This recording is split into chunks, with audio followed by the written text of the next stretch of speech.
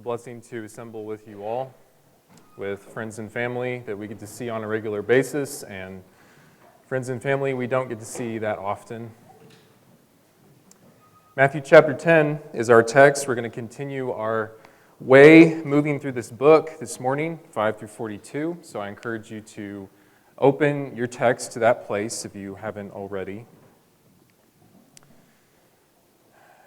This is an interesting long section of Scripture to me, because what Matthew could have said after verse 4, where he gives the list of the apostles, ending with Judas Iscariot, verse 5 could have read something like this.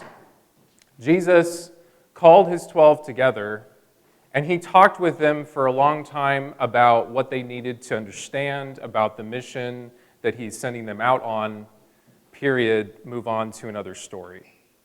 But instead, the vast majority of chapter 10 goes into very great detail on what he talked to them about and how he trained these guys who were mentioned at the beginning before he sent them out. And so it strikes me that because all of this is in the Gospel of Matthew, that this is not recorded for us merely to say, this is just instructions for them, because it's here for us to read. Therefore, I think there's a whole lot of applications that we can draw out of this original message for the apostles that relates to the mission that we are sent out on and the kind of work that we are supposed to do in the world. And all of these instructions, I think, center on the phrase that we see there in verse 39, that the title of the sermon is taken from. That if you want to be Jesus' guy, Jesus' woman, what you're going to have to do is just completely lose, give up yourself so that you can find it. Because somebody who tries to do the opposite actually loses themselves. So the King calls upon you and me to give up what you cannot keep in order to gain what you cannot lose. We'll circle back around to that at the end.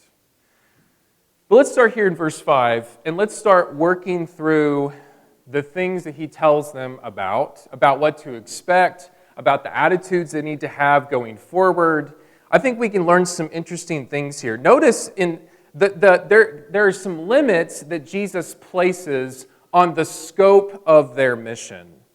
So he says to them very, very distinctly and clearly, I'm not sending you out to the world right now. This is training wheels, period. And so don't go to Samaria. I think this is the only time Samaria is even mentioned in the Gospel of Matthew. Don't go to Samaria. Don't go to the Gentile people. That's going to come later on.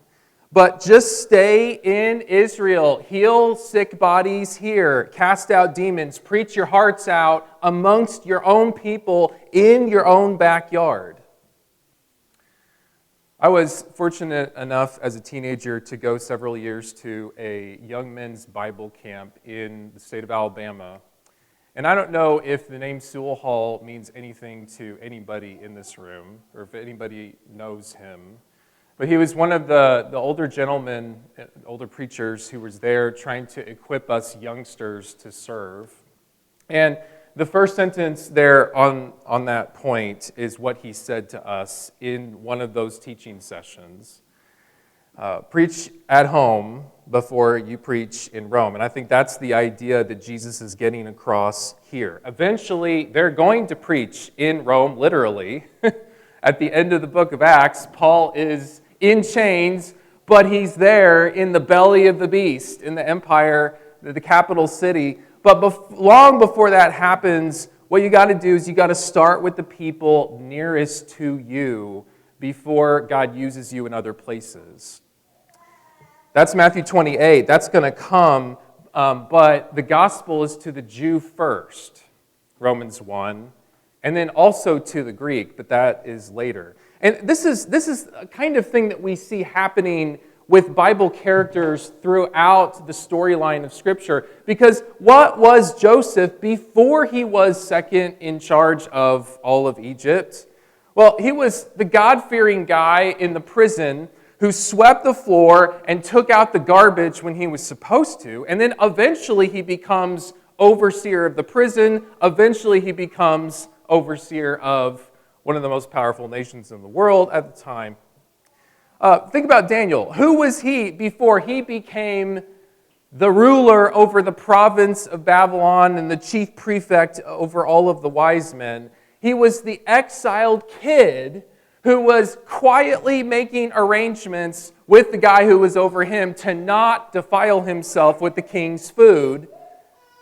Even Jesus himself follows this same trajectory, because what was he for the first 30 years of his life before he eventually ascends to the heavens and sits at the right hand of God? He's just a guy in a podunk town making really, really good tables and chairs. That's who he was. So the point of this is not, you too can go from rags to riches. The point of this is, you serve in little ways. And then, as God sees what you do with that, He puts more and more responsibility into your lap so that you can serve in bigger and bigger ways. And that's what we see repeatedly in teachings to servants of God. We're going to see this in Matthew 25. I'll put that up on the screen. Jesus says flat out, if you're faithful over a little bit, He's going to put you over much. But you have to start small. For example, in a local church setting, in 1 Timothy 3, we're told about elders, shepherds in a local church.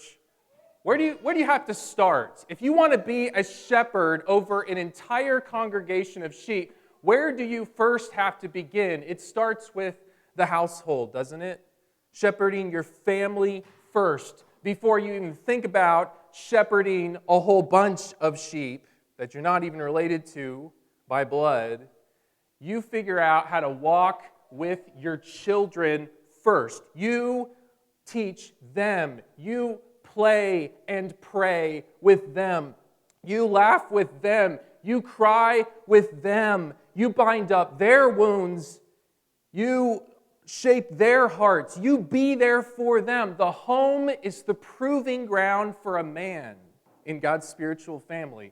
Because if someone does not know how to manage his own household, how will he take care of God's church? Paul asks in that part of the letter. Rhetorical question. He won't know how to do that. And so if you want to be someone who has a broad influence for good, and you have a Jabez-like attitude, that's a good thing. But are you faithful in the little things? You want to be somebody who others go to for wisdom and advice? How's your daily Bible reading? How's your prayer life? Start small. You want to be more evangelistic? You want to be able to know how to more effectively talk to other people outside of these walls who desperately need Jesus? What do kitchen table conversations look like inside your home? Does Jesus get brought up? Are you talking about spiritual things with your own spouse, with your kids? That's where it begins. Start working in Israel before you extend out to Gentile Samaritan lands. That's the principle here, which I think is a powerful one. Something else that we see here in this first section in 5 through 15, I think is really, really neat. Because I think what he's teaching them and he's teaching us is that when you're productive in your ministry, your service kind of work for God, that is coming from God, that productivity. It is not coming from you accumulating a storehouse of supplies to take with you.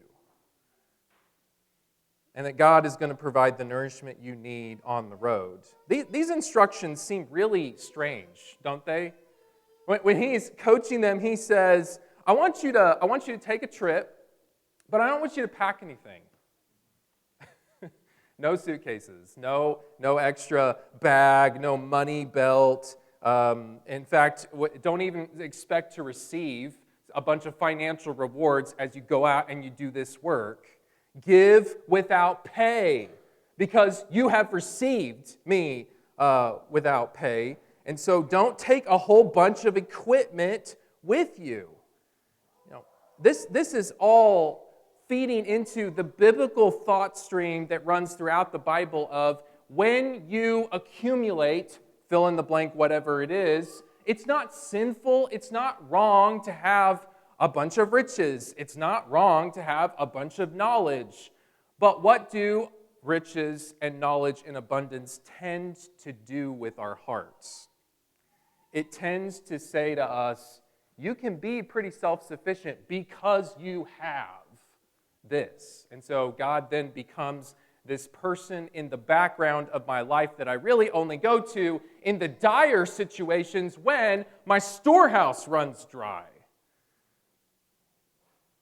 But what were the Israelites supposed to do with manna in Exodus 16? You remember that? God put it outside of their tents, and he specifically told them, you just need to gather what you need for today.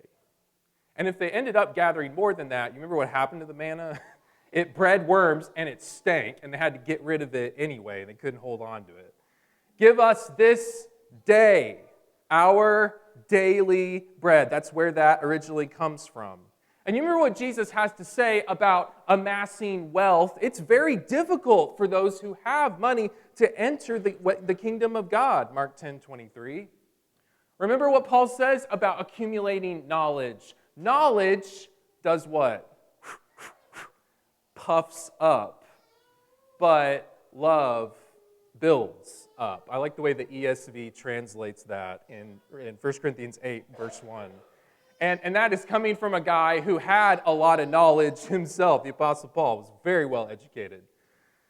But don't pack a bunch of things when you go.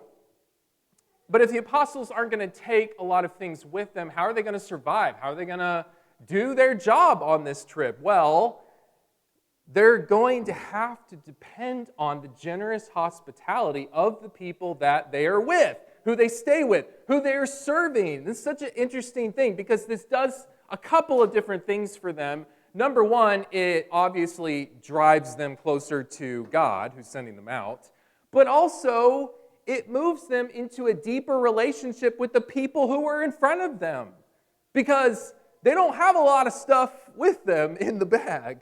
They don't even have a bag. So they need these people to nourish them. We get some interesting applications from this, I think.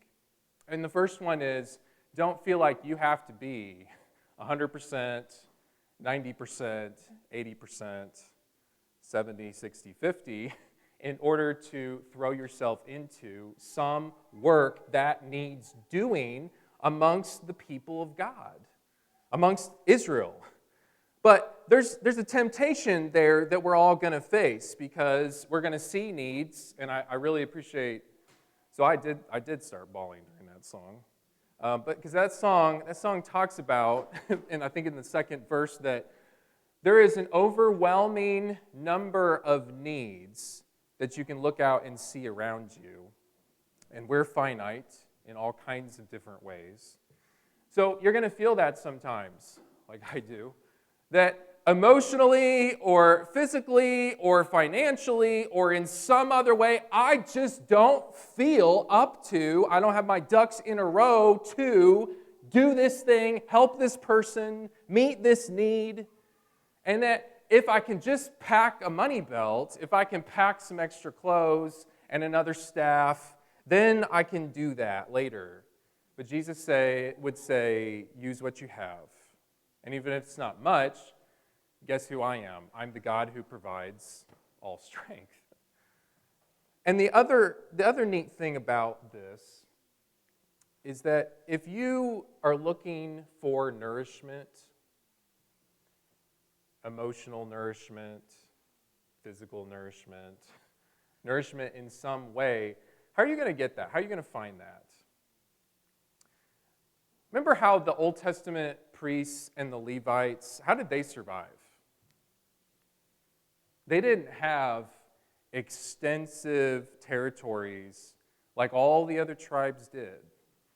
The priests and the Levites survived by the sacrifices that the Israelites would bring to the tabernacle and to the temple, and they would get a portion of all of those things. They were nourished by the people that they served. That's a prototype for the servants of Jesus and what we're doing amongst others who love Jesus and even those who don't yet but can. You know, it's interesting. Sometimes I read news articles that pop up in my feed about how there's this massive loneliness epidemic in our country. And I'm sure that that's at least partially true, and I'm sure that there are a whole lot of underlying reasons for that, structural changes in our culture, the digital world, what have you, whole lot behind that. But if you're somebody who feels lonely and isolated, doesn't this get at the root of the answer to that problem?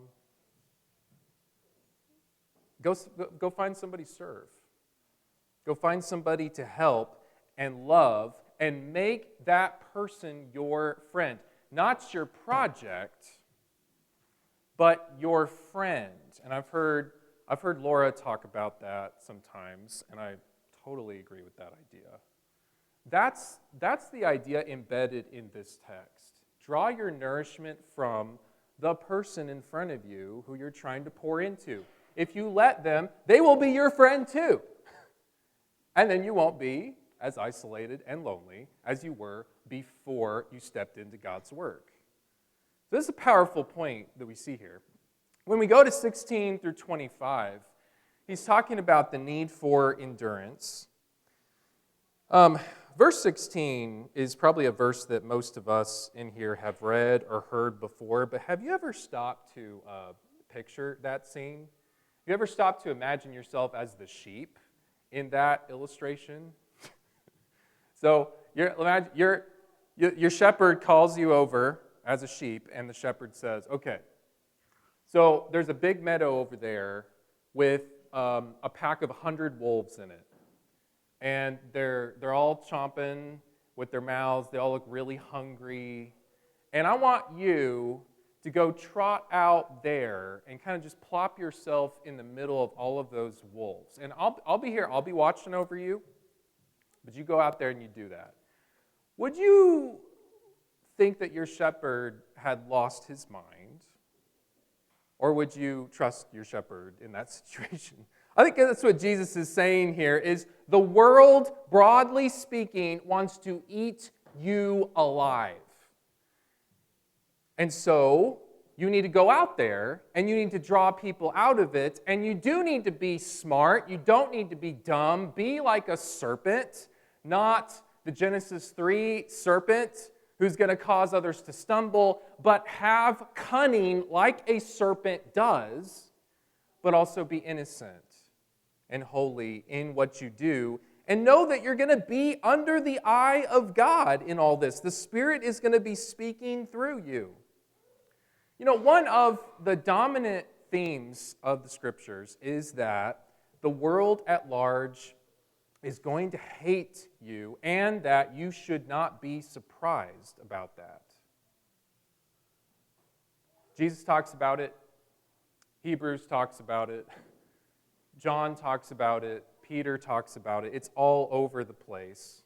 And here he says, you'll be hated by all for my name's sake. Perhaps even, verse 21, by close family members. And it's going to hate you, verse 25, because it hated me before you even came on the scene. I need to keep hearing messages like this because I'll be frank with you, it does surprise me.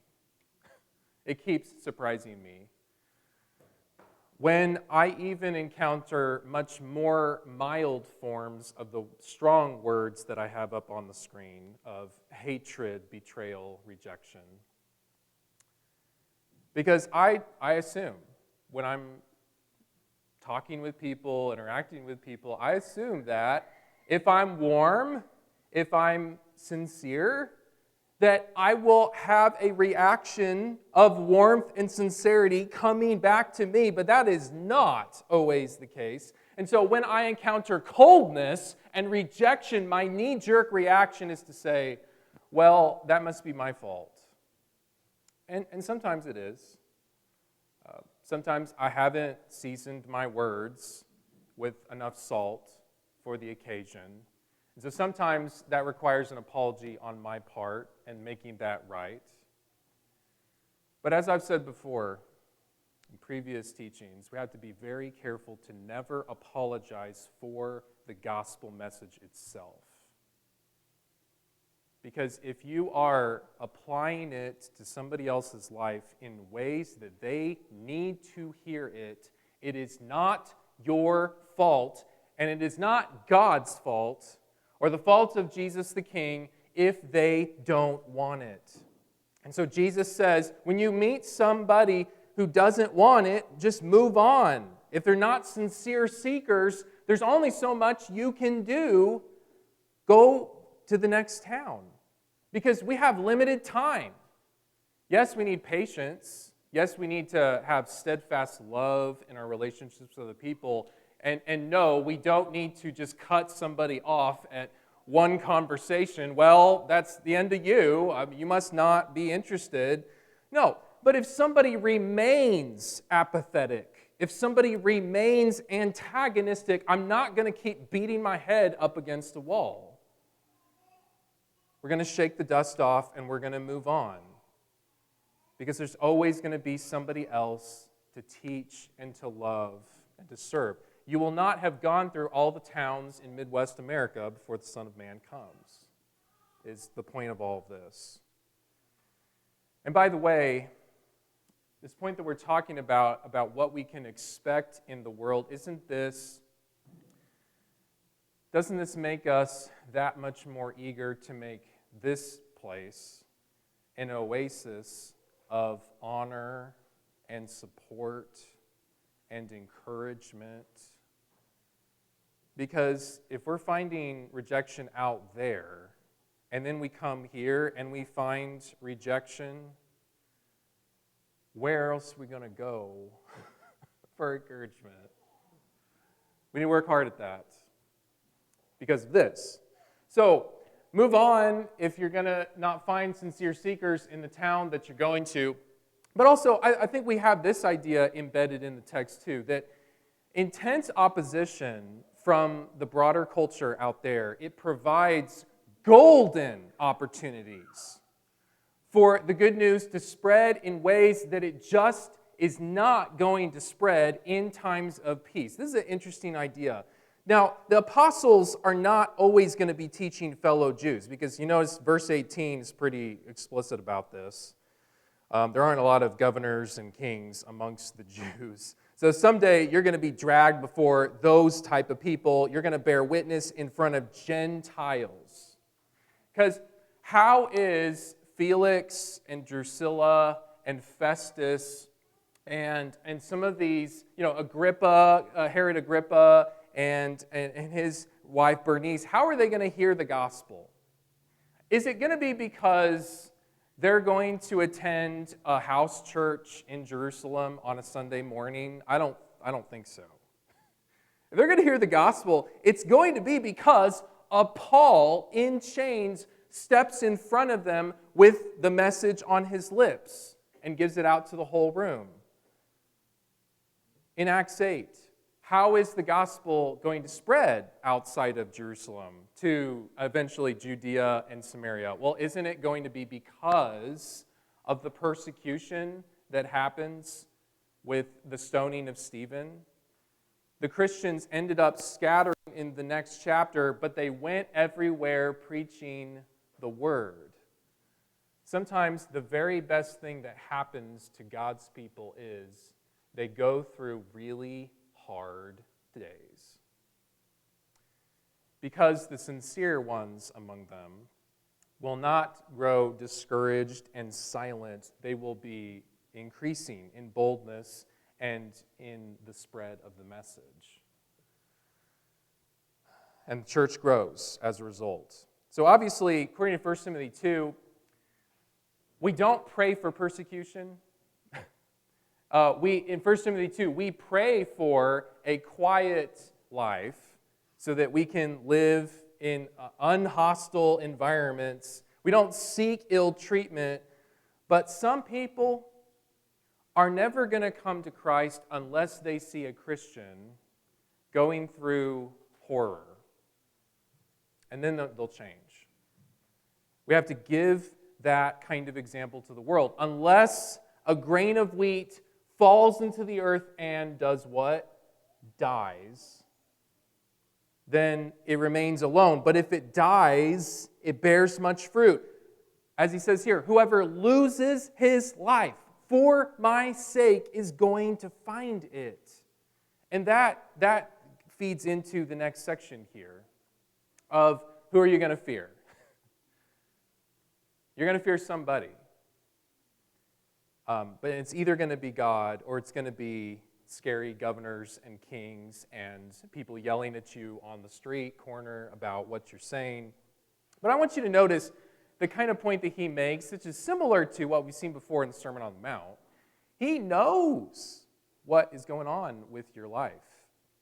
He has full knowledge of what happens to his children. And we ultimately just answer to God when Judgment Day comes.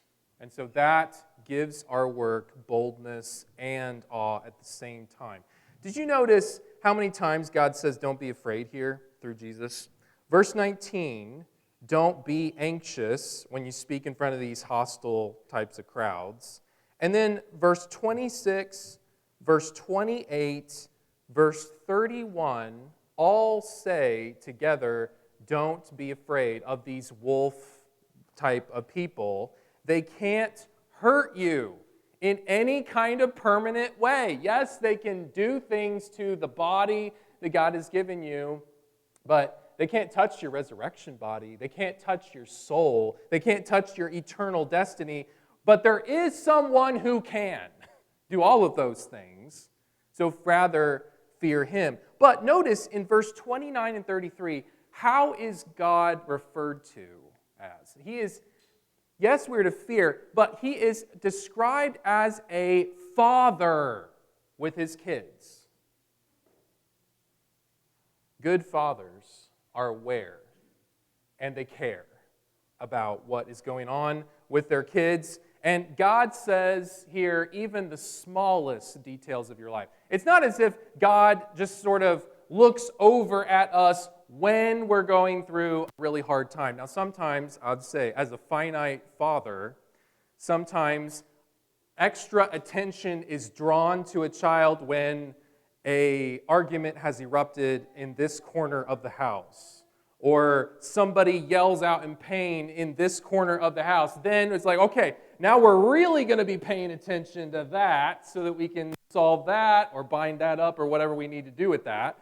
But God has full attention on his kids, us, on every moment of the day, with everything in our lives, even the hairs on our body, he says.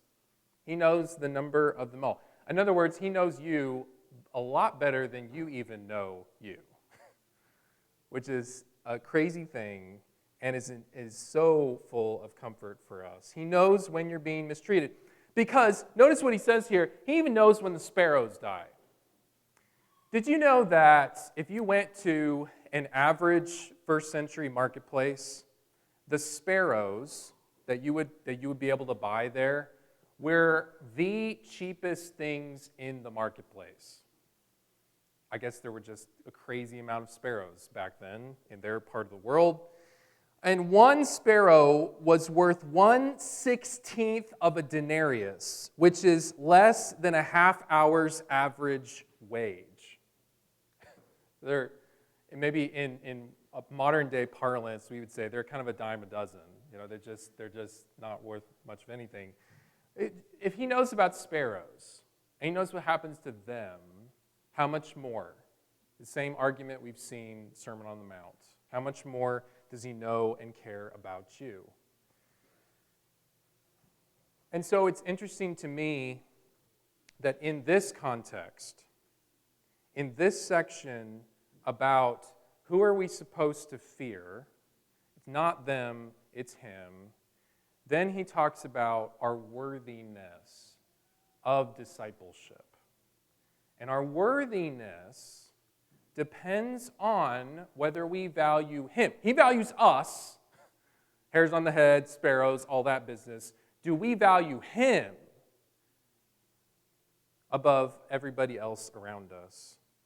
It's rare for Jesus to frame a teaching in terms of worthiness, isn't it? Whether or not we deserve him. Now, if you did not have your Bible open to this place, and I just asked you the simple question, do you deserve to follow Jesus?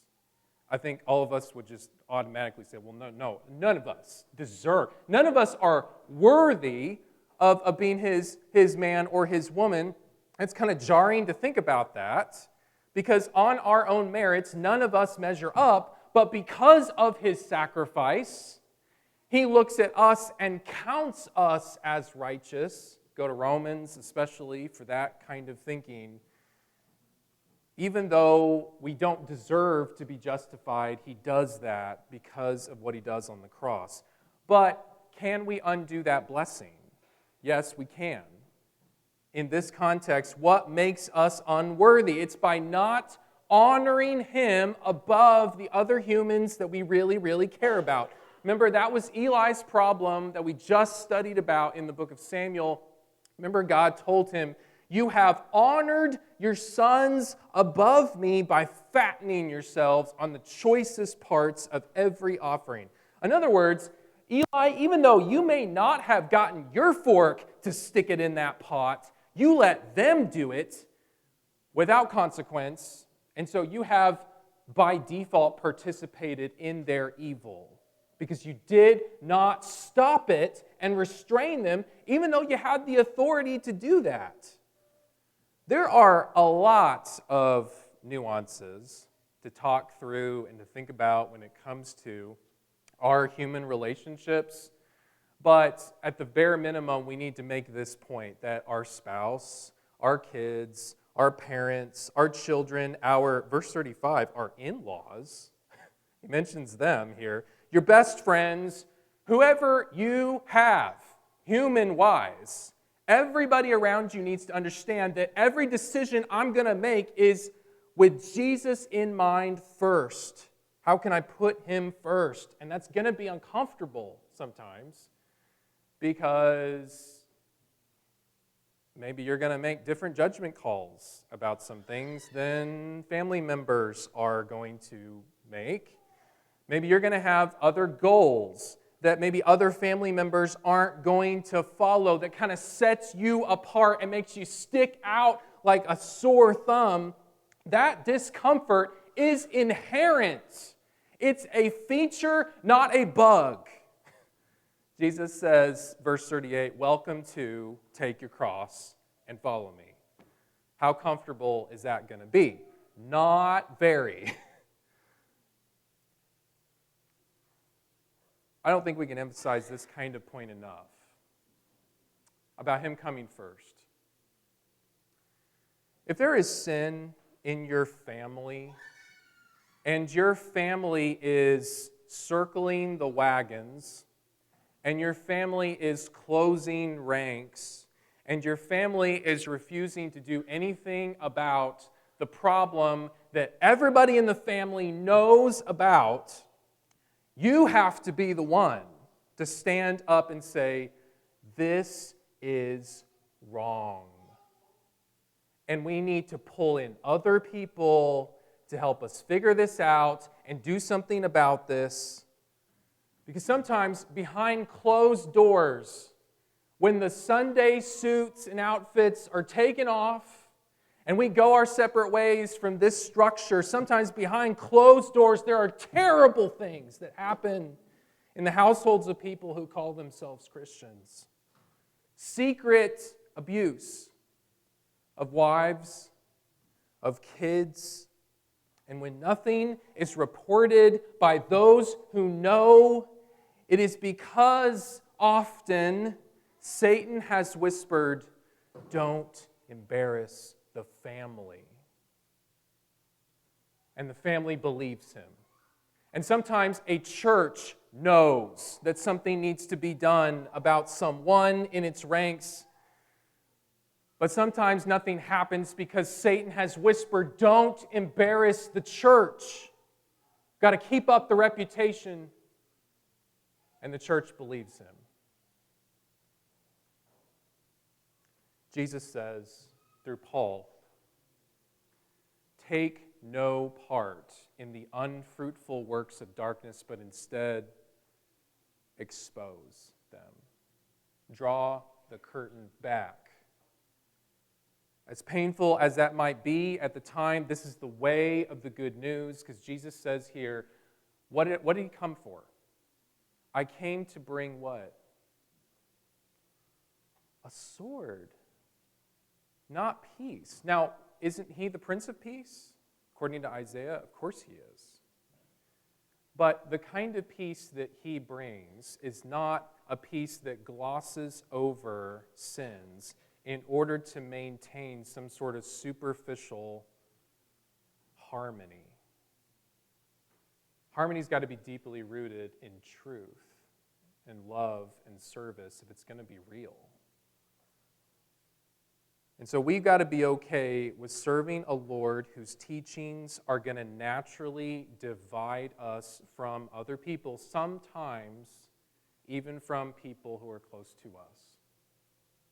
Because if you want to be called his disciple, if you want to be worthy, he says it very clearly here, you got to love me above all. So then we get to the last part of this teaching, this last part of this instruction for his apostles. And I think it's interesting how he ends this with kind of going back to the idea of you're going to go out into the world and some people are going to receive you and some people are not. For the people who do receive you, for the people who, they open their door and they hear what you have to say and they want that and they welcome you in and they let you come to their table and sit you down, those people are going to be not just accepting of you, but follow the chain, accepting of God himself. Because he says here, they accept you, they accept me because I sent you, and if that person is accepting me, then that draws a line of connection to God himself. I think everybody has prophets in their life. Not necessarily somebody who is receiving supernatural messages from God himself to whisper into your ear. But we have prophets in our life in the sense that we've got people around us, and this is the construction and the design for a local church. We've got people around us who can speak to us words from God when we need it in applicable ways. And so it might be tempting sometimes to look at the prophets around us and say, I don't need to hear that. Who made you God? Well, no, but we're not God. None of us are. All of us are flawed in different kinds of ways. No, I certainly am. But all of us need to realize I need to accept, I need to receive, I need to welcome the prophets in my life, whoever they might be, if they are teaching me more about how to love him and serve him. Are we doing that? And that kind of relates to this other point here that we see in this part, that even small acts of kindness that you might give to somebody as a way of receiving, as a way of welcoming, as a way of helping, that God sees that. and that no action in that kind of boat is going to be overlooked by him or unrewarded. I love the picture in verse 42. And the cup of cold water was embedded in one of the songs that we sang as well. That doesn't seem like a big deal, does it? A cup of cold water. Especially in our modern day where you can just go to the tap, you just go to the filter, and boom, there it is. But if you're living in ancient times and you have been in the field for a whole day and you haven't been right by the well and your water skin has long run out hours ago and you're sunburnt and you're really, really tired and you're really, really thirsty, or you've spent a whole day on the road, on a hot, dry, dusty road, usually walking in sandals, and your water skin has run out hours ago. When you get to your lodging place at the end of the day, a cup of cold water is what you want more than anything else in the world at that particular moment in time.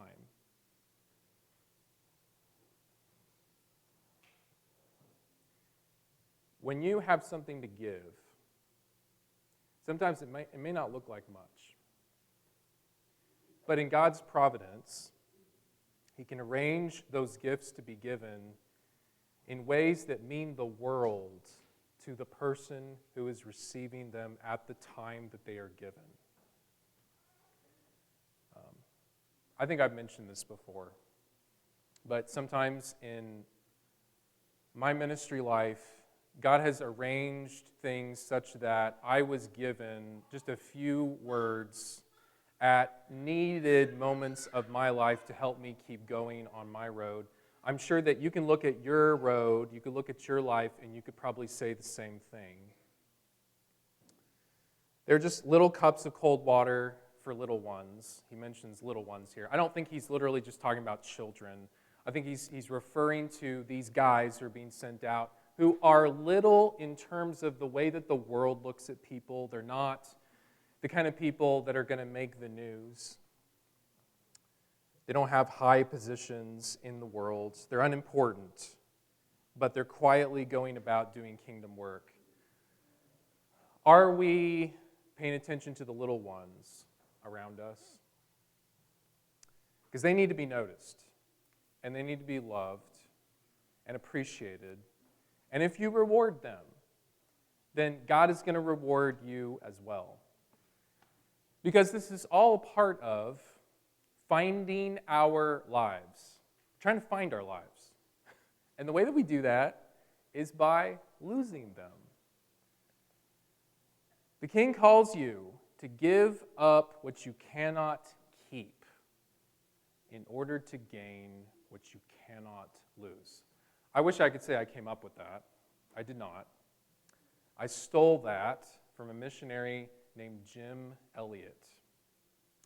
You may have heard that name or not. Jim Elliot was a missionary to the Auca Indians in Ecuador, I believe in the 50s. And he wrote this, I believe, in one of his journal entries before he was speared to death by the Indians that he went to preach to. This is what Jesus very clearly says, not just here, but also if you flip over to chapter 16, we're going to see this again. This is not just a part of this passage. In 16:25, in another passage about taking up your cross, denying yourself, following me, same message there too, because he says there in 16:25, whoever would save his life will lose it. Whoever loses his life for my sake will find it. For what will it profit a man if he gains the whole world and forfeits his soul? Or what shall a man give in return for his soul?